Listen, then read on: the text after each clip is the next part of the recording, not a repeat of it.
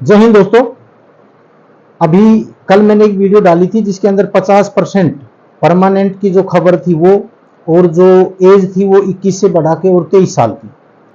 तो इसके ऊपर जो हमने जो सच्चाई थी वो बयान करी थी, लेकिन इसके अंदर कुछ एक बच्चे थे जो युवा थे, उन्होंने कमेंट्स करे थे कि आप तो मोदी की भाषा बोल रहे हैं या आप तो मोदी भगत हैं, मतलब ऐसी कुछ चीजें। देखो, आज से लेके और जब से ये अग्निवीर लगी है तब से लेके आज तक पेंडिंग एग्जाम वाले और जो इनरोलमेंट डेट वाले हैं, हमने अभी तक यही कहा था कि पेंडिंग एग्जाम वालों को पेंडिंग एग्जाम होना चाहिए, इनरोलमेंट डेट वालों को इनरोलमेंट मिलनी चाहिए, और अग्निपथ योजना को बिल्कुल खत्म किया जाना चाहिए, इसको परमानेंट किया जाए। हमने कभी भी इसका स्वागत नहीं किया। किसी भी वीडियो को आप उठा के देख सकते हैं, और इसके अंदर हमने कभी भी ये नहीं कहा कि भाई इसका हम स्वागत करते हैं और अग्निपथ योजना है वो लागू रहनी चाहिए, या पेंडिंग एग्जाम वालों का पेंडिंग एग्जाम नहीं होना चाहिए, या इनरोलमेंट डेट नहीं मिलनी चाहिए। ऐसा हमने किसी भी वीडियो के अंदर नहीं कहा है। दूसरा, अभी जो ये 50% वाला है ये, और 21 से जो 23 साल बढ़ा के की ये, अभी इसके अंदर कुछ एक जो यूट्यूबर हैं उसके अंदर ये भी बता रहे हैं कि भाई सभी की 23 साल हो जाएगी। देखो, ऐसा होना बहुत मुश्किल काम है। अगर होगी तो जीडी को छोड़ के होगी 23 साल, जीडी की 21 ही साल रहेगी, क्योंकि वो 10वीं बेस के ऊपर है, वो भर्ती 10वीं बेस के ऊपर है, और उन बच्चों को 3 चांस मिल जाते हैं। दूसरा ये है कि 23 करने में भी अगर इनकी जो कार्यकाल है वो अगर बढ़ाते हैं तो 23 होने के चांस हैं, वरना ये 23 होने के भी कम चांस हैं। अगर 23 कर भी देते हैं तो ये हो सकता है कि 18.5 से और 23 करें, क्योंकि इनका जो बीच का गैप है वो 4 साल से ज्यादा नहीं होना चाहिए, अगर अग्निवीर 4 साल की रहती है तो।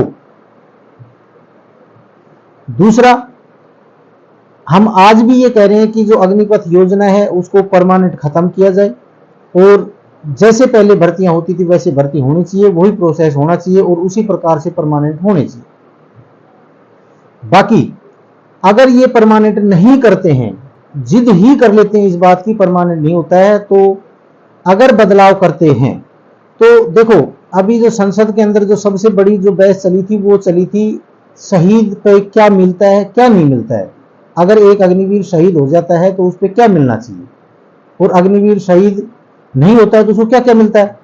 तो इसके अंदर परमानेंट की भी आवाज उठी थी। देखो, राहुल गांधी की तरफ से स्पष्ट बोला गया है कि अगर आपको अच्छी लगती है अग्निवीर तो आप इसको रखिए, हम अगर सत्ता में आए तो इसको परमानेंट कर देंगे, ये चीज बोली गई। लेकिन सरकार की तरफ से एक ही बात के ऊपर सबसे ज्यादा जोर दिया गया कि अग्निवीर जो शहीद हुआ है उसको हम 1 करोड़ रुपए देते हैं, और हमने दिए। अब बात पैसे की नहीं है, इसका मतलब तो ये हो गया कि जो शहीद होगा उसको पैसे मिल जाएंगे, और जो नौकरी कर रहे हैं उनको जो मिल रहा है वही मिलेगा, उससे ज्यादा हम कोई बदलाव नहीं करेंगे। बात ये है। ये चलो राजनीतिक मुद्दा है, इसमें हम ज्यादा पढ़ने वाले नहीं है इस चीज में। दूसरा, अगर आपने बदलाव ही करना है तो बहुत मोटी मोटी चीजें हैं जिसके अंदर बदलाव की जरूरत है।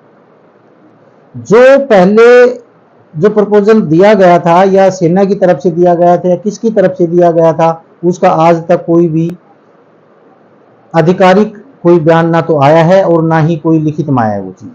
लेकिन 7 से 8 साल अगर आप करते हो, 7 से 8 साल अगर आप करते हो, और 70% लगभग 70% आप परमानेंट करते हैं, और जो 30% बच गए उनको वहां से 7 और 8 साल बाद में वहां से डायरेक्ट किसी अर्धसैनिक बल में अगर आप भेजते हैं तो वो बहुत अच्छी योजना है, वो खराब नहीं है।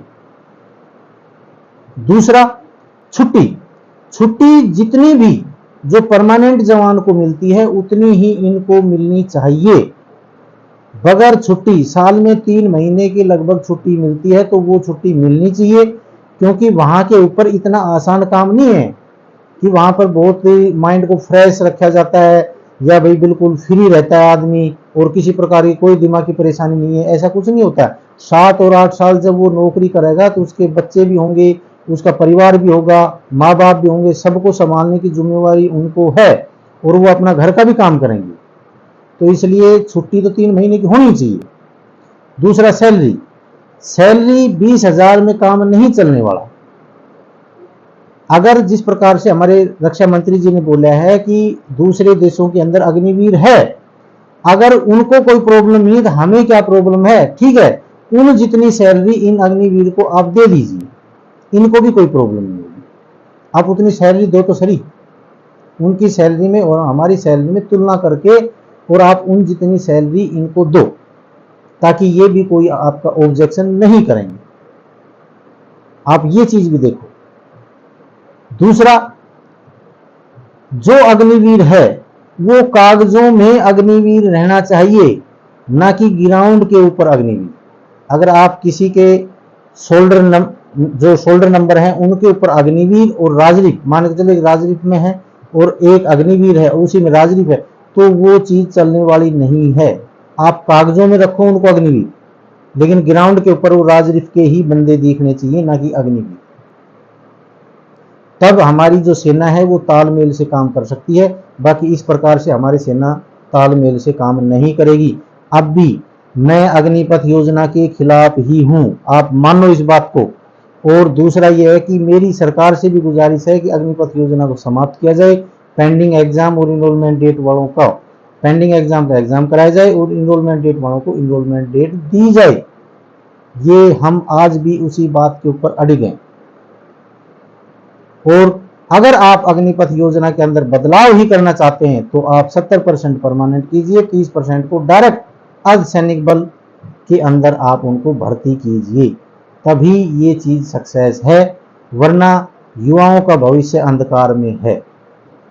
आप मानो चाहे ना मानो, लेकिन ये जो योजना है, मैं आज भी कह रहा हूं, ये योजना चलने वाली नहीं है, और खासकर हमारे देश में चलने वाली नहीं है। क्योंकि या तो इसके अंदर कोई सत्ता बदलाव होगा तब बदली होगी ये, नहीं तो सेना की तरफ से बिल्कुल, जब सेना ही परेशान हो जाएगी तो सेना अपनी तरफ से इस चीज का प्रस्ताव जरूर रखेगी और सरकार को इसको परमानेंट करना पड़ेगा, या इसके अंदर कोई बड़ा बदलाव करने के लिए मजबूर होना पड़ेगा, और उस चीज को आप देखेंगे।